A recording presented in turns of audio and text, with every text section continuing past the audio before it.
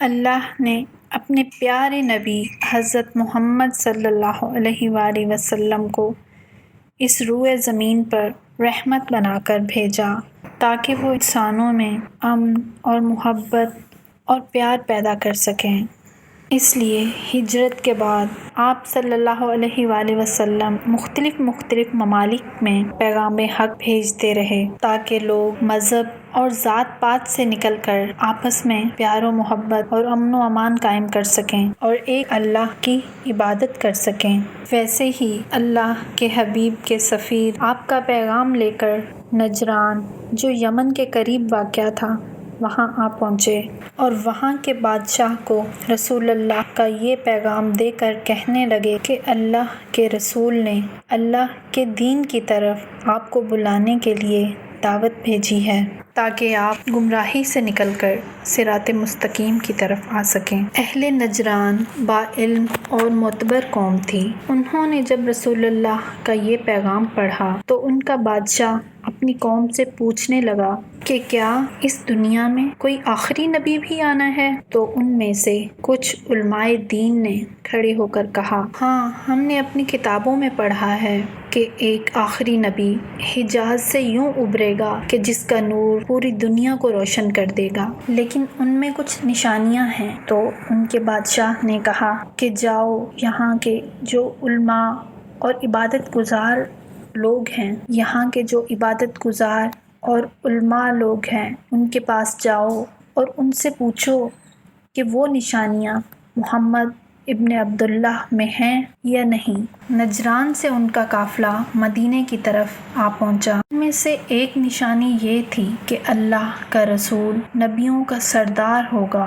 ان کی کتاب میں آخری نبی کی یہ شرط تھی، وہ سادگی پسند ہوگا اور سادہ لباس پہنے گا، اور دوسرا وہ مہمان نواز ہوگا، دشمن بھی اگر اس کے پاس جائے گا تو وہ اس کو کھانا کھلائے گا، اور تیسرا یہ کہ اس کا کوئی محل نہیں ہوگا اور نہ ہی تخت ہوگا، اور وہ اپنا زیادہ تر وقت اللہ کی راہ میں لوگوں کی اصلاح کرنے میں صرف کرے گا اور لوگوں کے ساتھ زمین پر بیٹھے گا، اور اس کے گھر والے بھی سادگی پسند ہوں گے اور ان کے گھر والوں کے بھی کپڑے جگہ جگہ سے سلے ہوئے ہوں گے۔ ان شرائط کو یاد کرتے کرتے وہ مدینے پہنچ گئے اور لوگوں سے کہنے لگے کہ بتاؤ، ہم نجران سے آئے ہیں، آپ کا بادشاہ کون ہے؟ لوگ حیرانی سے دیکھنے لگے اور کہنے لگے، محمد بادشاہ نہیں بلکہ اللہ کا رسول ہے۔ اے نجرانیوں، اس کے کپڑے پھٹے ہوئے ہیں، اس کی نالین جگہ جگہ سے ٹوٹی ہوئی ہے اور پیوند لگے ہوئے ہیں، اور کپڑوں پہ پیوند لگے ہوئے ہیں۔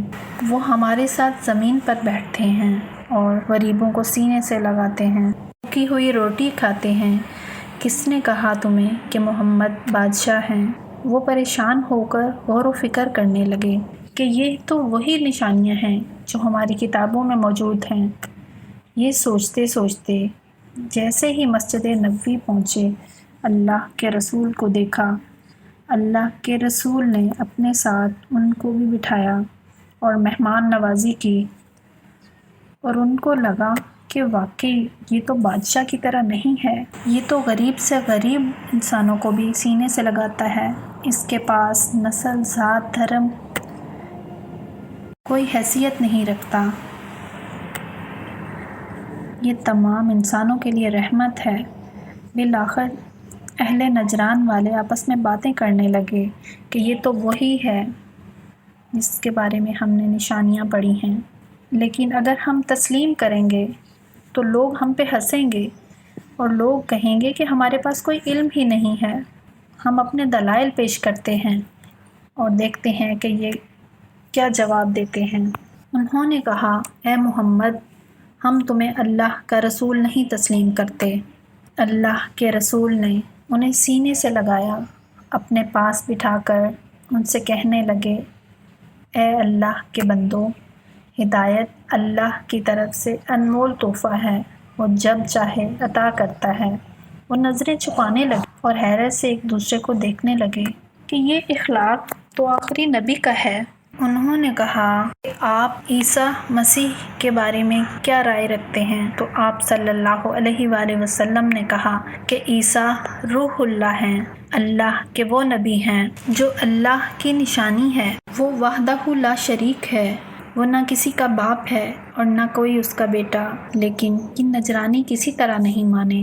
3 دن تک بحث ہوتی رہی اور نجرانی یہی کہتے رہے کہ نہیں، حضرت عیسیٰ اللہ کے بیٹے۔ وہ اسی بات پر اڑے ہوئے تھے کہ پہلے تم حضرت عیسیٰ کو اللہ کا بیٹا مانو، پھر ہم تمہیں اللہ کا نبی مانیں گے۔ بالآخر اللہ نے آل عمران کی اس آیت کا نزول کیا کہ اے رسول، اگر حق واضح کرنے کے بعد بھی یہ تسلیم نہ کریں تو کہہ دو کہ یہ اپنے مرد لائیں، ہم اپنے مرد لائیں گے، یہ اپنی عورتیں لائیں، ہم اپنی عورتیں لائیں گے، یہ اپنے بچے لائیں اور ہم اپنے بچے لائیں گے، اور پھر جو جھوٹا ہوگا اس پر اللہ کی لعنت برسے گی۔ جیسے ہی اہل نجران نے یہ سنا، وہ زور زور سے ہنسنے لگے اور کہنے لگے کہ اے محمد، یہاں نجران کے جو عالم موجود ہیں، کسی نے 70 سال عبادت کی ہے، کسی نے 100 سال عبادت کی ہے، ہم تمہارے لیے، تمہارے خاندان کے لیے بد دعا کریں گے، دیکھنا نعوذ باللہ تم پر عذاب نازل ہوگا۔ مسجد نبوی میں سارے اصحاب حیران و پریشان بیٹھے۔ آپ صلی اللہ علیہ وآلہ وسلم نے فرمایا، عزت و ذلت اللہ کے ہاتھ میں ہے، جس نے کائنات کو خلق کیا۔ تاریخ لکھتی ہے کہ پورا مدینہ مباہلہ کی جگہ پر اکٹھا ہو گیا۔ اہل نجران کے عالم پوچھنے لگے، بتاؤ کہ تمہارا نبی کس جگہ سے آئے گا؟ لوگوں نے کہا، سامنے والی جگہ سے۔ عالم اس طرف دیکھ کے ابھی دعا مانگ ہی رہے تھے کہ اتنی دیر میں اللہ کے رسول اپنی گود میں اپنے نواسے حسین اور ایک ہاتھ میں امام حسن علیہ السلام اور پیچھے اپنی پیاری بیٹی فاطمہ الزہرا اور ان کے پیچھے اپنے بھائی علی ابن ابی طالب کو لے کر مباہلہ کی طرف آنے لگے۔ اہل نجران نے دوسرے لوگوں کی طرف دیکھ کے پوچھا، تمہارے نبی کے ساتھ یہ 2 بچے، ایک عورت اور یہ مرد کون ہے؟ لوگوں نے بتایا کہ یہ جو مرد ان کے ساتھ ہے یہ ان کا چچا زاد بھائی ہے، اور یہ جو عورت ان کے ساتھ ہے یہ ان کی پیاری بیٹی ہے، جو ہمارے نبی کی بیٹی اور اس علی کی زوجہ فاطمہ الزہرا ہیں، اور جو بچے آپ صلی اللہ علیہ وآلہ وسلم کے ساتھ ہیں وہ رسول کے نواسے اور جنت کے مالک حسن اور حسین ہیں۔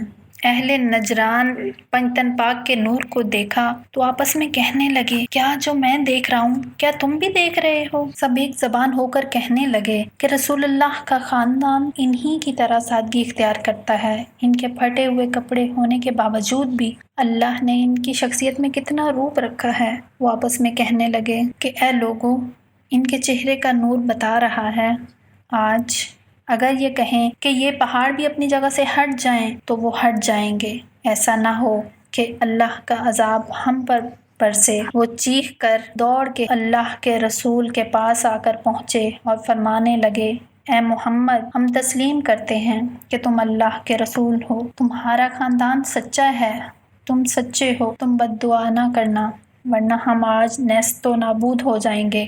یہ منظر دیکھ کر اصحاب اللہ اکبر کے نعرے لگانے لگا۔ اللہ اکبر کی صدائیں بلند ہونے لگیں اور پوری فضا خوشی سے مہک گئی، اور ہر مسلمان دوسرے مسلمان کو سینے سے لگا کر مبارکباد دینے لگا۔ آج بھی اس دن کو عید مباہلہ کے دن سے یاد کیا جاتا ہے۔ امام جعفر صادق علیہ السلام نے فرمایا، جب بھی مباہلہ کا دن آئے تو اس دن کو عید کے دن کی طرح منانا، کیونکہ یہی وہ دن ہے جب پنجتن پاک کی پہچان اللہ نے دنیا کے نزدیک واضح کر دی کہ یہی ہیں جو میرے قریب سے قریب تر ہیں، یہی ہیں جن کے صدقے اللہ کبھی کوئی دعا رد نہیں کرتا۔ اے لوگو، اللہ نے اس دن کو پنجتن پاک کی عظمت پہچاننے کے لیے رکھا تاکہ ہر خاص و عام تسلیم کرے کہ یہی وہ پنجتن پاک ہیں جس کے صدقے اللہ نے ہر چیز کو خلق کیا۔ سلام ہو اللہ کے رسول پر، سلام ہو بی بی فاطمہ الزہرا پر، سلام ہو امام علی علیہ السلام، اور سلام ہو امام حسن حسین علیہ السلام پر، جن کو دیکھ کر پوری کائنات جھک کر سلام کرتی ہے۔